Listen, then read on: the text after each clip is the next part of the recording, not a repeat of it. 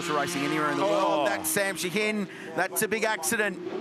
A very big accident on the run down the hill towards the dipper. We've seen some carnage here, and he slaps the steering wheel with disdain. Well, saying he was taking his time to come up to grips with this circuit, to get that confidence.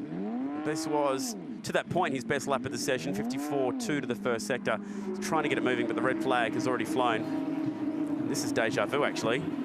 David Wall was on a faster lap, but this is going to work really well for those that have banked a very good lap time in that first set.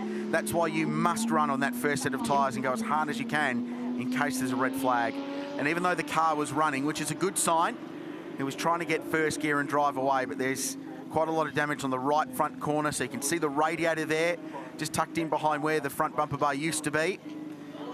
And smoke pouring out of that, so it would have fractured the radiator, some of the linkages there that pump the coolant to the back of the car. Too much curb, big slide. Gee, could have been worse, Chad, but it's broken the steering on the right front.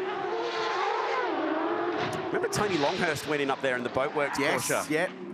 12 months ago, that was. He was very similar. Running Carrera Cup that weekend to get miles ahead of his 12-hour campaign at the start of the year, and it was a very similar crash. Very reminiscent. Watch Sam, just when the car's pointing the wrong way, he was bashing the steering wheel in anger before the thing had stopped moving. So he knew what was going on. So just a little bit too much curb, just out over the other side of the painted markings there.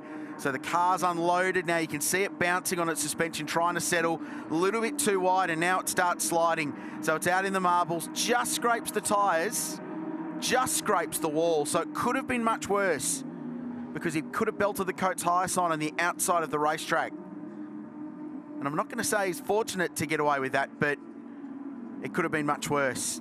That's a damage to the front right corner. That will be repairable.